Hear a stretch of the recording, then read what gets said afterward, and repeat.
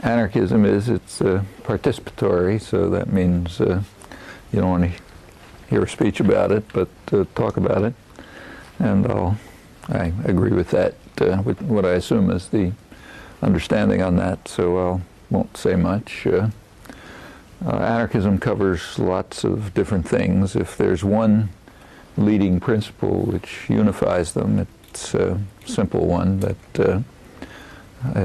it's based on the assumption that any authoritarian or any structure of authority and domination has to justify itself. None of them are self-justifying, whether they're in individual relations or international affairs or the workplace or whatever. If they have a burden of proof to bear, and if they can't bear that burden, which they usually can't, they're illegitimate and should be dismantled and replaced by alternative structures which are free and participatory and are not based on authoritarian systems. Sometimes they can be justified, so it's not that it's always impossible. Like if I'm walking down the street with my 3-year-old granddaughter and she races into traffic and I grab her arm and pull her back, that's an authoritarian relationship. But if challenged, as I think it wouldn't be hard to give a justification for that relation of authority. And there are others where maybe you can give a justification for it. But it's usually not easy. And at least as I understand anarchism, it's not a system of doctrines. It's just the tendency in human society that continually raises this question, seeks to discover structures of domination and to challenge them. When you find some, you usually find others that you hadn't noticed before. It's kind of like mountain climbing. You climb one peak, and to your surprise, there's another one behind that you hadn't thought about. And it goes right through history, making many achievements, a lot of defeats, but in general progressing. So I think there's far more consciousness today of the nature of structures of domination than there was at an earlier period, and many have been overcome. But it's not straightforward by any means. So if you go back, say, 150 years in the United States, it's probably the same here, but I know the States better.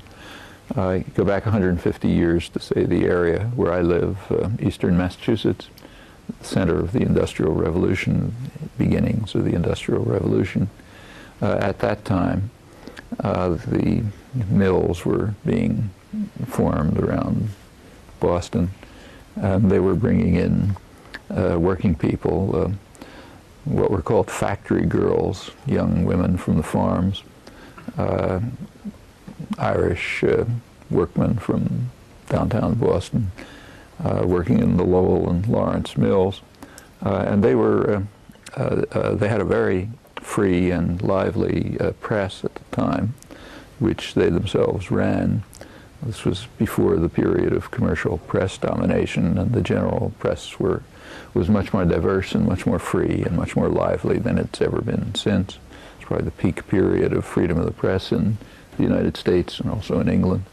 And the press is quite interesting. It was written by the participants. Their assumptions are what are relevant here. They just took for granted that wage labor was virtually the same as slavery. No big difference. They had no influence from European radicalism. Never heard of Marx. Nothing of this. It's just the ordinary assumptions of people who think reasonably about the world. Wage labor is illegitimate.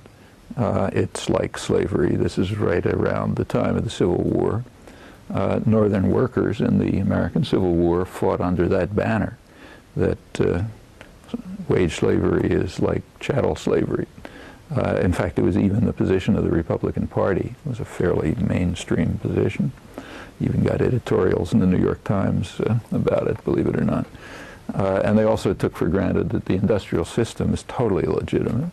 It's just a form of feudalism to which people are driven by essentially violence or starvation, and has to be overcome. Those who work in the mills should own them. It's taken for granted. The feudalistic industrial system was destroying their culture, and it was a rich culture. I mean, these people didn't go to school, but they read contemporary literature, and they were involved in what's called high culture. I mean, an artisan, an Irish shoemaker would, if he could afford it, would hire somebody to read to him while he's working, current political or literary work, and all this is being driven out of their heads by the nature of the factory system. Well, without going on, these are understandings about the nature of freedom and domination that have been lost. So it's not pure progress. How far they've been lost is an interesting question. My suspicion is they're right below the surface. And when the issues arise, right now, working people in the counterpart of the mills will recognize the relevance and accuracy of these basically anarchist positions. And it's the same in other kinds of relations, family relations and others. And it's those who are anarchist activists are trying to discover for themselves just what all of this means, and as far as they can, interact with others to try to help them discover it too, and commonly decide on ways of dealing with it. That's anarchism as I understand it.